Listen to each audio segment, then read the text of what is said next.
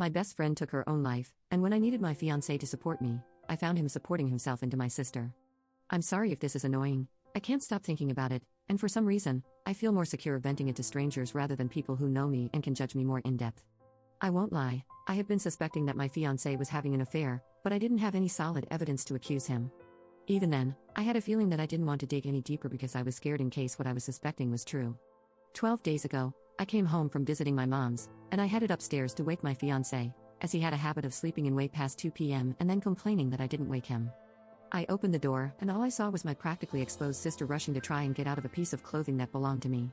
I don't know how to explain it, but my mind just went blank, like whatever I was thinking about beforehand suddenly disappeared. You know when you stand up too fast, and your head just gets a little dizzy? That's what I felt, alongside the feeling of sickness brewing in my stomach. All I could do was stand there, looking at the two people I trusted most, and they looked more shocked than I felt. My fiancé jumped out of bed and suddenly came up with excuses. It was an accident, I was lonely and needed relief, etc. I guess this is where I should note my best friend took her own life 2 weeks ago. The girl I knew for over 15 years was suddenly out of my life, and even though I'm surrounded by people, I've told my fiancé about how alone, devastated, and guilty I feel that I couldn't have done anything to help her. I just left. I didn't take my car because, at that point, my eyes were about to start flooding. I walked to a friend's place and confided in her about what happened. The amount of grief I felt from not only losing my best friend, but also losing my relationships with my fiancé and sister within the same 2-week period is overwhelming. Now that I'm sitting down to write this, I don't know if any of these relationships will ever be mended or could ever go back to the way they were. I don't understand why my sister, of all people, would do this. There was never any favoritism toward any of us for her to feel spite. I have never intentionally tried to hurt her. I gave her shelter when she had no place to go, and despite her not paying a single penny, I bought her food that she liked. I even made sacrifices in my own home for her. She kept ranting about how our living room's white walls gave her a headache, so I took time out of my day to paint them a nice gray color. My fiancé too, I gave that man everything. I was willing to have kids with him despite always wanting to be child-free. I was going to start a family just to make him happy. I provided him comfort whenever something bad happened, spent hours watching unfunny movies that he seemed to find hilarious, and I even gave him a locket with our anniversary photo in it. These last few days, I've gone from sadness to being angry, then disgusted, and it's a constant cycle I haven't been able to get out of. There are moments when I go to do something but automatically lose interest. Even during dinner, I don't know how to explain it properly as I've never felt this way, but I'm bored of eating. I have to physically force myself to eat something, and I have no idea what's going on in my body at this very moment. For some reason, it feels as if I've gone into hibernation. I sleep almost 17 hours a day now, and even for the rest of those hours, I'm still tired and force myself to stay awake. Both of them asked to meet up on Wednesday. My sister's exact message was, "Hey, I know you probably don't want to hear from me right now, but can you meet me in fiancé's name? We want to talk, and we want you to properly hear us out. The situation you found us in was not the most ideal situation to put you in a good headspace to talk about it right there and then. Please let us explain. I love you, and you're my sister, and I don't want to lose you, please. I think it's too late. It was too late from whenever this affair started or even when you started getting desires for my fiancé. I miss my sister, but according to what I saw, the sister I miss and whoever my sister is now are not the same person. I haven't talked to anyone yet except the one friend I'm currently staying with at the moment. I'm scared I'll be seen as a failure of a future wife, but now I don't even think I want to be a wife anymore. I guess I'd rather share with strangers than people who know me personally. I apologize again." Update 1. Hi everyone, it's been a year and a month since I last posted, and I honestly forgot about this account until the friend I was staying with, let's just call her Alice, sent me a TikTok where one of those AI voices reads a Reddit post, and you'd never guess whose post it was reading. Mine, lol. I wanted to log back in to thank the people who showed me more kindness than the people I was supposed to trust and also the people who seemed interested in my life. I can't blame them. When I read something with some drama, I also become invested. So, I'll start with myself. I got into therapy and began taking care of myself, focusing solely on my well-being.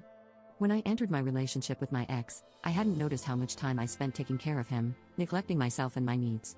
It was one of those relationships where you don't notice the faults until you leave and become a sort of spectator of what the relationship actually was. I think part of me was so invested in believing he was a good guy because past relationships had hurt me before, that I tried very hard to hold on to the idea that I had finally found someone who was different. Loving the wrong person can lead to devastating consequences, and I just happened to do that exact thing. Whenever I had seen stories before about people staying with their cheating partner, I was so quick to criticize how stupid that would be and thought, what did you expect, when they cheat again? But now that I've been through that, it was eye-opening. It's not easy to just up and leave behind someone you had invested so much love, time, and effort into. Yes, you can lose all love for that person in seconds, but you never lose the feeling of the love you felt before, if that makes sense. After I found out, I did want to try and work it out for many reasons, but through the help of my therapist, she helped me realize that I wanted to stay because after I lost my best friend, he was the only thing that felt familiar in the moment. Everyone is growing up and moving away in my life, and I was in a position where I felt so alone, but to expect people not to change is to not allow growth. They moved out of my house, and I moved back in. I won't lie, it was lonely. I was so used to other voices in my home that it felt empty, but an empty room is open to hundreds of ideas, in my opinion. I redecorated with the help of friends and some family. Even though I had lost 2 people thanks to them, I was able to make memories that I'll cherish. I won't try to cover up that before I got therapy, I was indeed a wreck. I was just so tired of disappointment from my ex that the cheating was the final blow that knocked me back into reality. My sister's betrayal hurt way worse because we share the same parents, we used to share bunk beds, and without my knowledge, we shared the same partner. But I owe them thanks for allowing me to remove people who clearly had no good intentions. I will always love my sister, even though I don't want to. But sometimes there are strings attached to people that just can't be cut, and she is one of them. I'll never welcome her into my home again, but I'll answer the phone if she's at her lowest. Even though she was a snake in my garden, it doesn't mean she's not my sister. She did try to call a couple of weeks after she had moved out, and at first, I was angry at her. I honestly just wanted to hit her with everything I had, but when I answered and heard her voice, I just felt sorry for her. Everyone in my family knew how terrible she was, and just for some pleasure, she ruined the last relationship that was trying to help her. I just think she's a very self-destructive person who will never learn. They were constantly staying at different friends' houses because they couldn't afford to rent anywhere. My sister is apparently cheating on my ex with random people, and none of them can hold down a job. I would say karma, but it's just sad. My ex traded someone who became a pushover for him, someone who gave him everything she could, for someone who couldn't give a damn about him. I wish them well. I deserve better than that, and I just hope that one day they grow up and become better people than who they are right now. My family no longer talks to my sister, so she's on her own. Some things I hear about her remind me of just a confused child. However, I did see her on New Year's Eve. My friends and I went clubbing, because why not, and we unintentionally ran into her. At first, I tried to ignore her and just pretend I didn't see her, but she ended up coming up to me and tried to talk to me as if nothing happened. As the ex-partner, I wanted to slap her, but as her sister, I wanted to hug her and ask her why she did it, but I did neither and just left.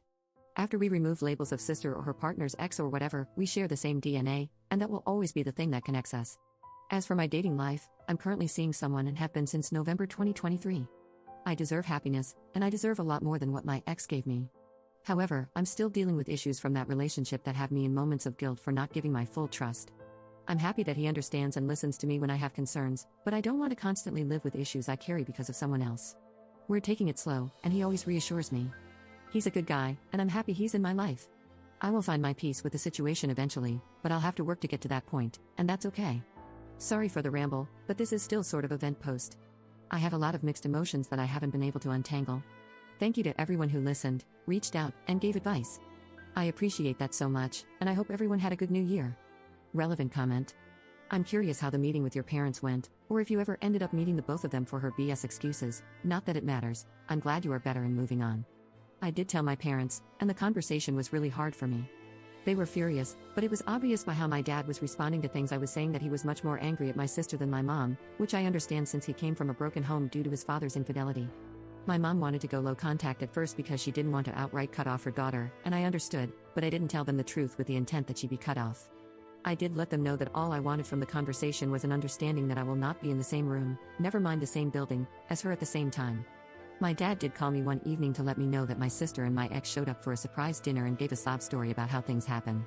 The funniest thing they said was, "Sometimes people fall in love with the wrong person to meet the right one," said by the woman who currently cheats on the man she supposedly loves.